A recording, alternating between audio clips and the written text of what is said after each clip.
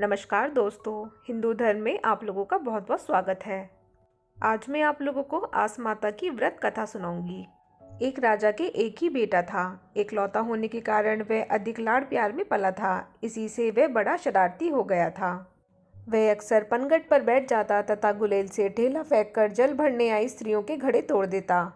सभी उसके व्यवहार से परेशान होकर एक दिन राजा के पास शिकायत करने के लिए पहुंची और अपनी व्यथा सुनाई।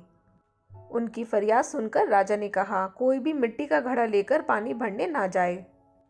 सभी स्त्रियां तांबे व पीतल के बर्तन लाने लगीं, पर राजकुमार अपनी हरकतों से बाज ना आया। अब वह उनके बर्तनों को उल्टा कर पानी बिखेर देता, बर्तनों को भूमि पे फेंक देता, जिससे बर्तन टेढ़े मेढ़े व पिचक जाते थे। स्त्रियां फिर राजा के पास शिकायतों का पुलंदा लेकर गईं। राजा ने प्रजा को किसी प्रकार समझा बुझाकर वापस भेजा तथा सोचने लगा कि यदि राजकुंवर की शिकायतें इसी प्रकार जारी रहीं तो प्रजा राज्य छोड़कर चली जाएगी। बहुत सोच विचार के बाद एक दिन राजकुमार शिकार खेलने गया तो राजा ने अपने हस्ताक्षरों से युक्त एक आज्ञा पत्र फाटक पर टांग दिया, जिसमें राजकुमार को देश निकालने का आदेश था। आज्ञा पत्र पढ़कर राजकुमार अपने घोड़े पर सवार होकर जंगल की तरफ लौट गया। जंगल में एक जगह 4 बूढ़ी स्त्रियां बैठी थीं। देवयोग से उसका चाबुक वहां गिर गया। राजकुमार चाबुक उठाने के लिए घोड़े से उतरा।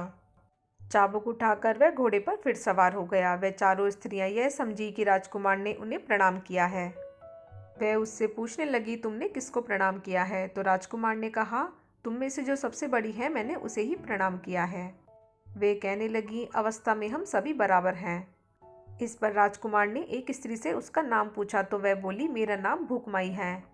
राजकुमार ने कहा, तुम्हारा कोई खास लक्ष्य नहीं है। भूख रूखे सूखे अन्न के टुकड़ों से भी मिट जाती है तथा 56 प्रकार के भोजन से भी मैंने तुम्हें प्रणाम नहीं किया।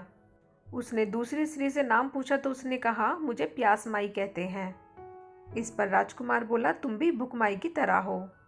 प्यास गंगा जल से भी शांत हो जाती है और पोखर के गंदे पानी से भी। मैंने तुम्हें भी प्रणाम नहीं किया। तीसरी स्त्री ने अपना नाम निंदमाई बताया तो राजकुमार कहने लगा, तुम भी लक्ष्य रहित हो। पुष्पों की शैया की तरह ही पत्थरों पर भी नींद आ जाती है। मैंने तुम्हें भी प्रणाम नहीं किया। चौथी स्त्री ने अपना नाम आसमाई बताया। राजकुमार बोला, ये तीनों मनुष्य को व्याकुल कर देती हैं, लेकिन तुम उन्हें शांति प्रदान करती हो। मैंने किसी और को नहीं, तुम्हें ही प्रणाम किया था।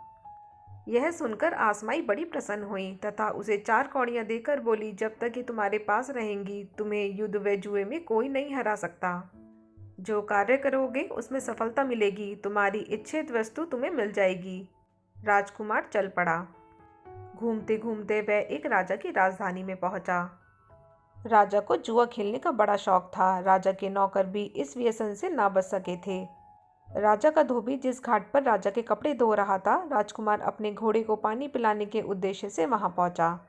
तब धोबी कहने लगा, मेरे साथ जुआ खेलो, जीत गए तो राजा के कपड़े भी ले जाना और घोड़े को पानी भी पिला देना। हार गए तो घोड़ा यहीं छोड़ जाना, उसे मैं खुद पानी पिला दूंगा। यह सुनकर राजकुमार जुआ खेलने को राजी हो गया। आसामाई की कृपा से वह जुए में जीतता ही गया, परंतु राजकुमार ने शर्त के अनुसार राजा के कपड़े नहीं लिए, बस घोड़े को पानी पिलाकर चल दिया। तब धोबी ने राजा से कहा, मैंने जुए का एक ऐसा खिलाड़ी देखा है जिसे हराना सरल नहीं है। सारी बात सुनकर राजा की इच्छा भी उससे जुआ खेलने की हुई। राजा ने उसे बुलाया और दोनों जुआ खेलने लगे। थोड़ी ही देर में राजा अपना राजपाट, धन दौलत सब कुछ हार गया। यह देखकर दरबार के कुछ चापलूस सदस्य राजा से कहने लगे, महाराज इसे मरवा दो। राजा का एक बूढ़ा मंत्री था। उसने सलाह दी कि राजकुमारी का विवाह इसके साथ करा दिया जाए तो लड़का अपना ही हो जाएगा। राजा ने उस बूढ़े मंत्री की बात मान ली और राजकुमारी का विवाह उसके साथ कर दिया।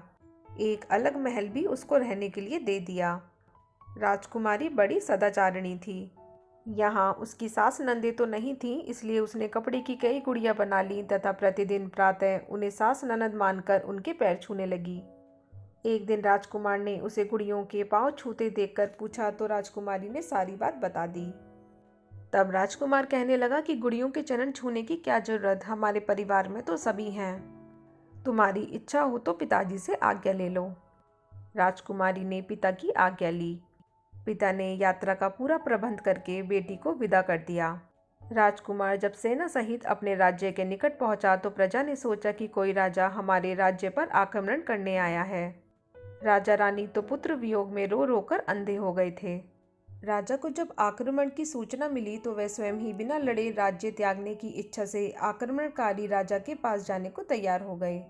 परंतु पुत्र के लौटने का समाचार पाकर उनकी आंखों की रोशनी वापस आ गई। रानी ने विधि पूर्वक पुत्र व पुत्रवधू को महल में प्रवेश कराया। महल में बहू ने सास ससुर के चरण छुए तथा आशीर्वाद लिया। कुछ दिनों बाद बहू के गर्भ से एक सुंदर बालक ने जन्म लिया। इस प्रकार जिस राज्य में राजकुमार के चले जाने के कारण अंधकार सा हो गया था, वहां आसा माई की कृपा से आनंद छा गया। तभी से आसा माई की पूजा व व्रत का विधान है। तो दोस्तों, अगर आप लोगों को मेरा ये वीडियो थोड़ा सा भी हेल्पफुल लगा हो तो इसे लाइक और शेयर करना ना भूलिएगा और मेरे चैनल को सब्सक्राइब ज़रूर कीजिएगा। धन्यवाद।